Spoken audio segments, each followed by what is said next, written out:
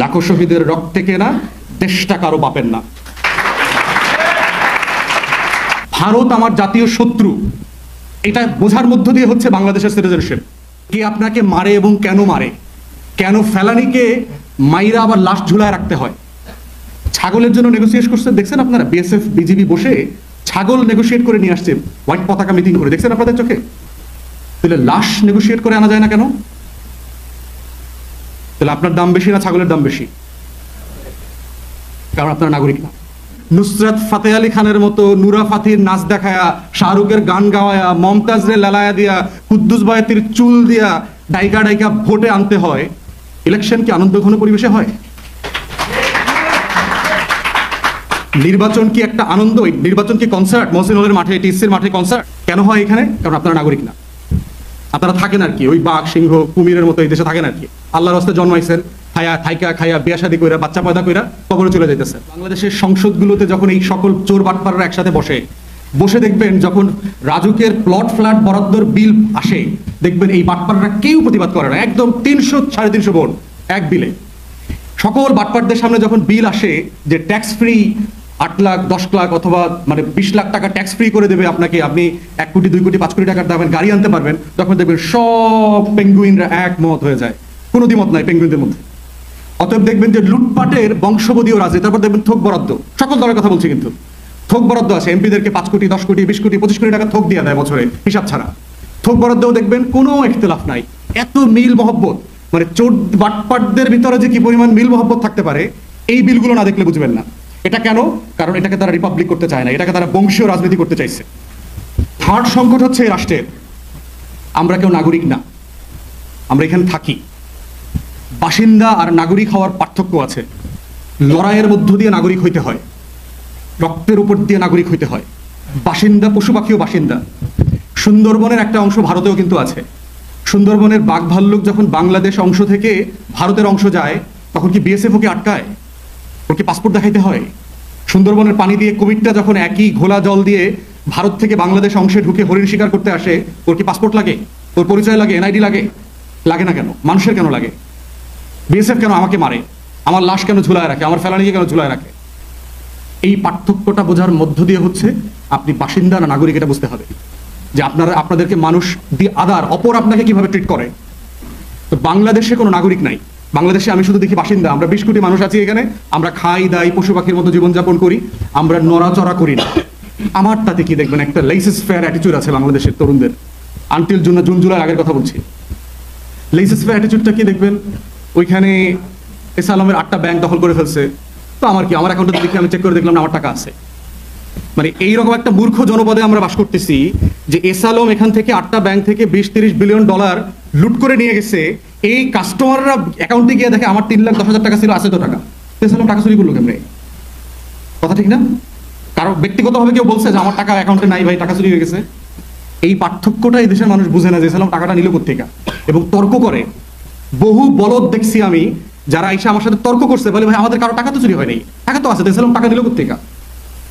এটা হলো নাগরিক আর বাসিন্দার পার্থক্য। ওই কুমিরের পার্থক্য যে বাংলাদেশ অংশে গিয়ে হরিণ খেলাম না ভারত অংশে গিয়ে হরিণ খেলাম, ওর তো কোনো সেন্স নাই। তো নাগরিক হয়ে ওঠার পার্থক্য হচ্ছে যে আপনি এই লড়াইগুলো বুঝবেন, আপনার সমাজের এই যে দ্বন্দ্বগুলো আছে, যে কে আপনাকে মারে এবং কেন মারে, কেন ফেলানিকে মাইরা আবার লাশ ঝুলায় রাখতে হয়। ছাগলের জন্য নেগোসিয়েট করছে দেখছেন আপনারা, বিএসএফ বিজিবি বসে ছাগল নেগোসিয়েট করে নিয়ে আসছে হোয়াইট পতাকা মিটিং করে, দেখছেন আপনাদের চোখে। তাহলে লাশ নেগোসিয়েট করে আনা যায় না কেন? তাহলে আপনার দাম বেশি না ছাগলের দাম বেশি? কারণ আপনারা নাগরিক না। কথা খারাপ লাগতে পারে, আপনারা যে ফ্যাক্টস, আপনারা যে সিটিজেন না, এটা না বুঝলে লড়াইটা করতে পারবেন না। আবার সাবমিট করবেন, আবার সারেন্ডার করবেন, আবার নতুন ফ্যাসিবাদের দাসত্ব করবেন। যদি পুরাতন ফ্যাসিবাদের ক্যারেক্টারিস্টিক্স গুলো বোঝেন না, বোঝেন আপনার ফেইলিওর গুলো না বোঝেন, কোথায় কোথায় লড়াই আবার চালায় যেতে হবে সেটা না বোঝেন, তাহলে নাগরিক আরেকটা জায়গা বুঝাই দিই আপনাদেরকে। নাগরিক না কেন আপনারা, আমরা সবাই মিলে বাংলাদেশে ইলেকশন কমিশনের একটা ভোটার তালিকা আছে 12 কোটি 10 লাখ। পৃথিবীর অধিকাংশ দেশে 12 কোটি 10 লাখ মানুষই নাই।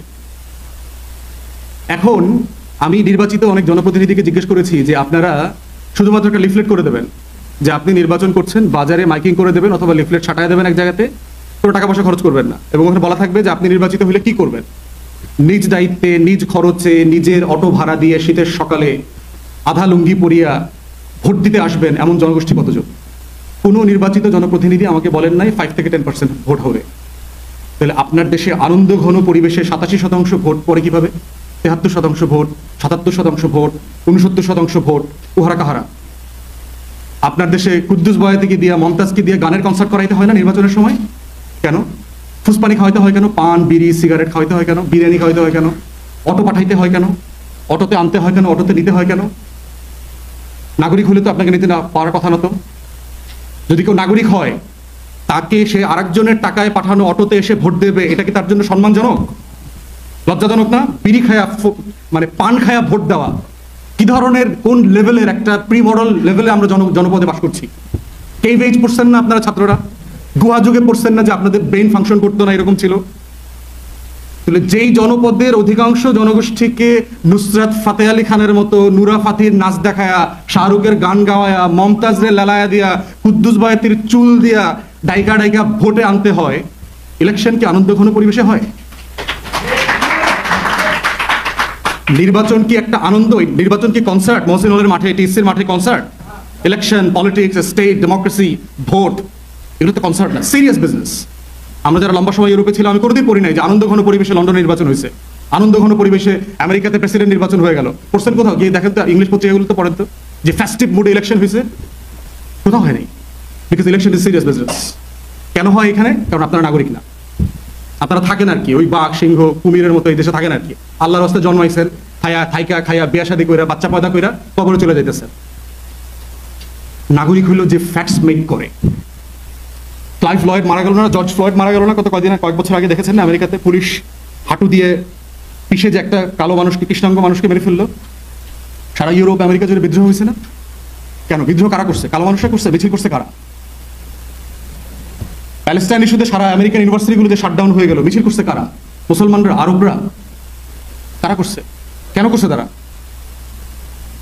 কনসিয়াসনেসের কারণে করছে, বিবেকের কারণে করছে। যেটা strike their consciousness, it's wrong. আর আপনার জনপদে দেখেন, আপনারাই চিন্তা করে দেখেন, প্লাস্টিক খায়া দিব্যি, ফুচকা খাইলেছে, পানির পিক ফেলতেছে দেশের মানুষ, দিব্যি ফেলতেছে, বড় বড় এক গাড়ি দেখছি আমি, এমনও দেখছি গাড়ির গ্লাস থেকে নেপি ফেলাই দিচ্ছে রাস্তায়, ঢাকা শহরে গুলশানে। 1.5-2 কোটি টাকা দামের গাড়ি চালাইতেছে, কিন্তু ওই কুমিরের মতো বিশাল দামি একটা হরিণ খাইতেছে। ভারতে বসে খাইতেছে না বাংলাদেশে বসে খাইতেছে, বুঝ নাই। তো হে মনে করে যে গুলশানের রাস্তায় ফালাইলাম নেপি, কেউ না কেউ তো অ্যাকশন নিব, ক্লিন করবো। নাগরিক হয়ে ওঠার লড়াইটা হচ্ছে সবচেয়ে গুরুত্বপূর্ণ লড়াই এই প্রজন্মের। এবং জুলাই আগস্টের গণ অভ্যুত্থানের সবচেয়ে বড় সিগনিফিকেন্ট জায়গা হচ্ছে তরুণরা নাগরিক হয়ে উঠেছে। লাখো শহীদের রক্তে কেনা দেশটা কারো বাপের না। এই কনসাসনেস হচ্ছে পলিটিক্যাল কনসাসনেস। এটার মধ্য দিয়ে হচ্ছে পলিটি ডেভেলপ করে, এটার মধ্য থেকেই হচ্ছে বাসিন্দা থেকে নাগরিক তৈরি হয়। ভারত আমার জাতীয় শত্রু, এটা বোঝার মধ্য দিয়ে হচ্ছে বাংলাদেশের সিটিজেনশিপ। এই রাষ্ট্রের নাগরিকত্বের শুরুর জায়গাটা হচ্ছে এই রাষ্ট্রের শত্রুকে, মিত্রকে সেটা বোঝা। এই বাংলাদেশ রাষ্ট্রের স্বাধীনতা, সার্বভৌমত্ব এবং জাতীয় স্বার্থের সবচেয়ে বড় শত্রু হচ্ছে ভারত। এটা বোঝার মধ্য দিয়ে হচ্ছে বাংলাদেশের 20 কোটি মানুষকে নাগরিক হতে হবে। এর মানে এটা না যে কালকে থেকে ভারতের সাথে আমরা যুদ্ধ করব। এইটা বুঝা ভারতের সাথে আমি সব করব। ভারতে ঘুরতে যাব, চিকিৎসা নিতে যাব, ভারতে ছেলে পেলে পড়তে যাবে, ওরাও এই দেশে আসবে, ব্যবসা করবে, সব করব।